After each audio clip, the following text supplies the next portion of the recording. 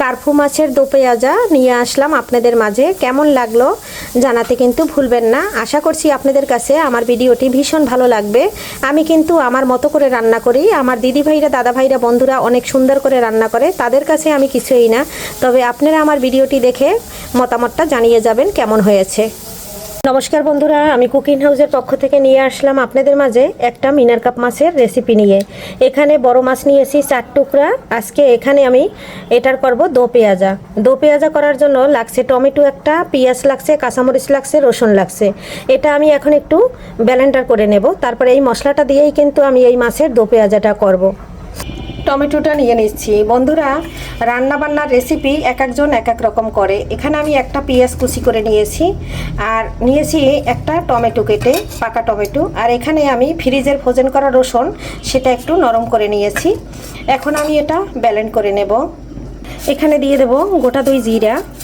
জিরাটা আমি একটু ব্লেন্ড করে নেব। আর দিয়েছি একটা এলাচ। বন্ধুরা, এই যে মশলাটা ব্লেন্ড করে নিয়েছি। মাছটা মাখার জন্য এখানে দিয়েছি একটু হলুদ, লবণ, আর দিয়েছি একটু মরিচ। একটু তেল দিয়ে মেখে নেব মাছটা খুব সুন্দর করে। মাছটা ভাজার জন্য কড়াইতে তেল দিয়ে দিয়েছি। তেলটা গরম হয়ে গেছে। মাছটা খুব সুন্দর করে আমি ভেজে নেব। মাছটা দিয়ে দিয়েছি।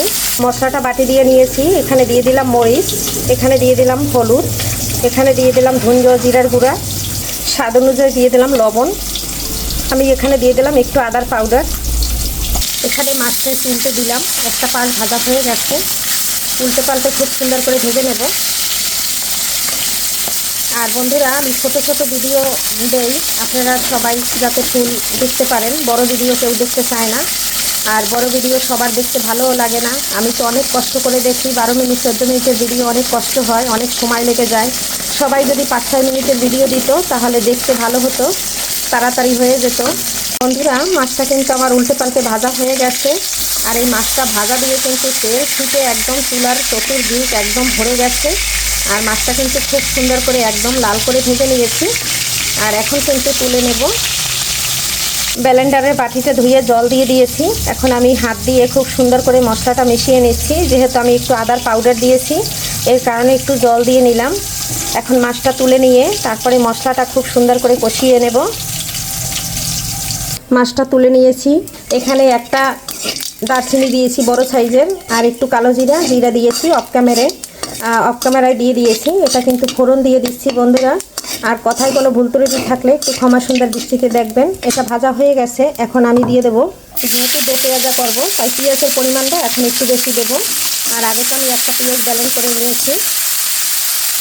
আপনারা চাইলে আরও তেলের পরিমাণ দিতে পারেন, কিন্তু আমি তেলের পরিমাণটা আর দিচ্ছি না। তেল আমরা শরীরের জন্য খুবই ক্ষতিকারক, তাই তেলের পরিমাণটা আপনারা সবাই চেষ্টা করবেন কম খাওয়ার। হয়তো অনেকে তেল বেশি দিয়ে রান্না করে, তাই তেলের কালারটা খুব বেশি দেখা যায় আর দেখতে ভালো দেখা যায়। হয়তো আমি একটু তেলের পরিমাণ কম দিই, তাই আমার ভিডিওগুলো দেখতে বেশি একটা ভালো দেখা যায় না এবং ছবিটাও ভালো দেখা যায় না। তার জন্য সবাই একটু আশা করব ক্ষমা সুন্দর দৃষ্টিতে আমার ভিডিওগুলো দেখে নেবেন। আর বাহিরের কোনো নয়েজ, যদি কোনো কথা ভুল ত্রুটি থাকে, সবাই একটু পেঁয়াজটা কিন্তু খুব সুন্দর করে ভেজে নিয়েছি একদম লাল লাল করে। এখন আমি মশলাটা দিয়ে দিচ্ছি। মশলাটা বেশ অনেক সময় ধরে কষিয়ে নেব। এই যে দেখুন বন্ধুরা, মশলাটা আমি প্রায় এই 10 মিনিটের মতো কষিয়ে নিলাম।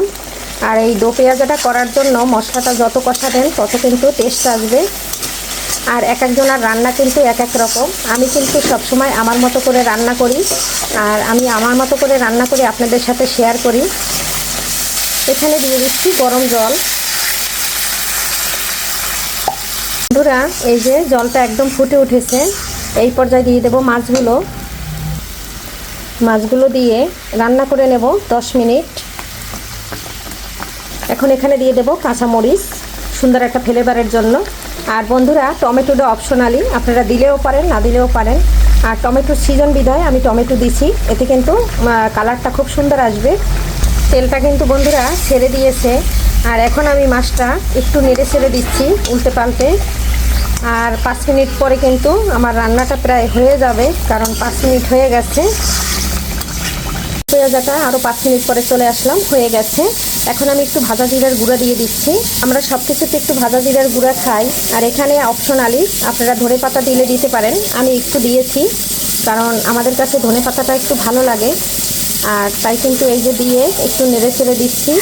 আর কেমন হয়েছে আমার দো পেঁয়াজাটা বন্ধুরা জানাতে কিন্তু ভুলবেন না। আর আপনাদের মাঝে এরকম প্রতিদিন নিত্য নতুন ভিডিও নিয়ে আসবো।